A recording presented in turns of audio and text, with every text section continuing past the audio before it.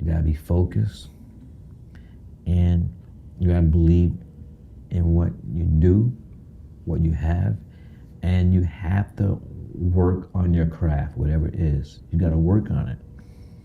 I tell my students in NYU Graduate Film School that there's no such thing as an overnight success. It doesn't exist. You gotta work, you gotta work, you gotta work. And another thing I like to say is that, in my experience, the people who are able to hurdle obstacles are the people that are doing it because this is what they want to do. This is what I love.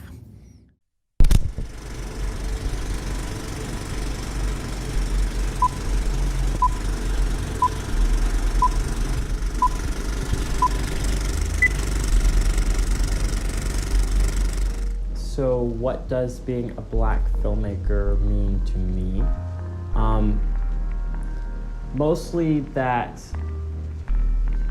I like creating stories. I like telling stories to other people and putting that out into the world, and that is something that I feel is a powerful way for us to get across different viewpoints and different perspectives out there. As far as a Black filmmaker, me being Black, I understand that not a lot of people of my color are able to be in this industry doing what I'm doing here. So it's very powerful for me to be able to see that I'm doing something that years ago people would have been surprised to see me doing. But also it's a big responsibility with me knowing that my voice is one of the voices that is less heard in the industry, and so I'm doing my best to get across that to other people. He's been called the Jackie Robinson of film, the Black D.W. Griffith. Oscar Micheaux was an American original, the country's first Black filmmaker. Shunned by the studios in Hollywood, Micheaux wrote, produced, directed, and distributed his own films. At a time when African Americans were expected to accept the status quo, he was a man who marched to the beat of his own drum.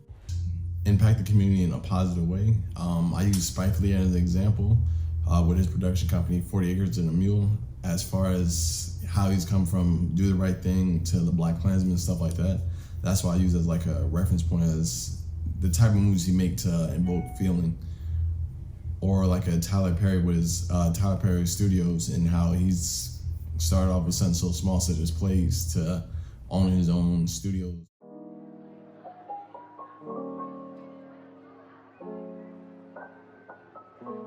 I don't know. I hope I've made a huge impact. I guess everyone hopes that they have.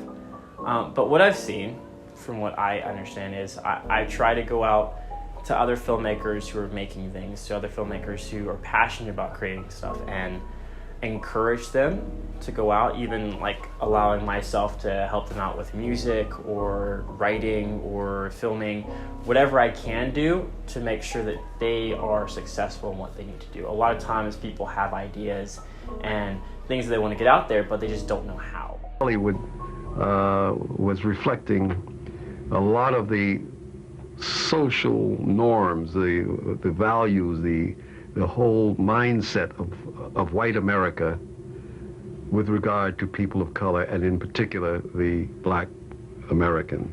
So that the Hollywood films invariably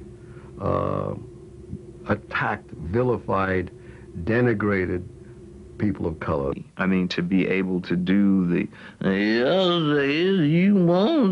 that was, I mean, it was an art, just to try to do that. And they pulled it off in such a way that, on one hand, they were great actors. On one hand, there's this big argument about the disservice they did to African Americans, because all across the world, people started thinking that all African Americans talk like you. Generally is, I usually ain't.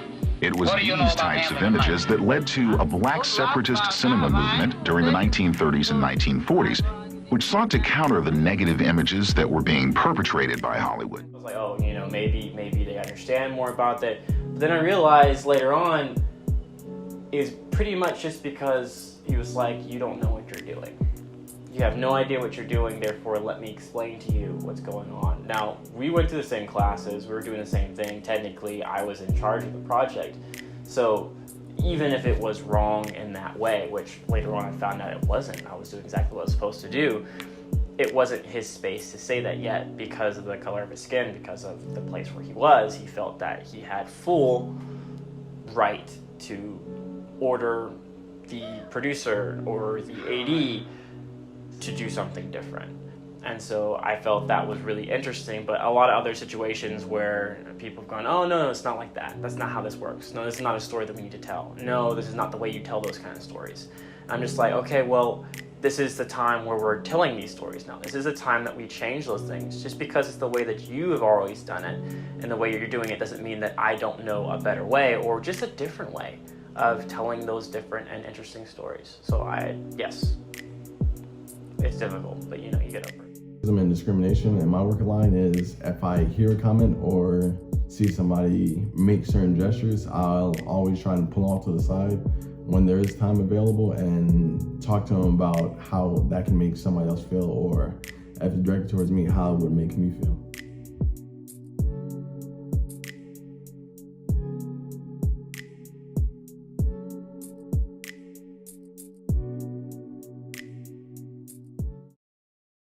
My advice to upcoming filmmakers would be, it takes a crew to make a movie. So just because you come up with a great idea doesn't mean you can, I guess, control all aspects of the movie. Just remember to ask for help. I think that's the biggest part. I know for me, if I don't know something, I always ask for help and get a better understanding, because, if you look around, we're all we got, so that'd be my advice. And by telling that story, I don't mean that your story is good. Often, your story is going to be terrible. It's not going to get a lot of views on YouTube or the social media accounts. It's not going to get a lot of recognition at film festivals. Your story might suck. But tell your story. Because little by little, those stories will get out there. And the more different stories that we send out, the more different people who haven't been really recognized or seen in cinema will see themselves out there.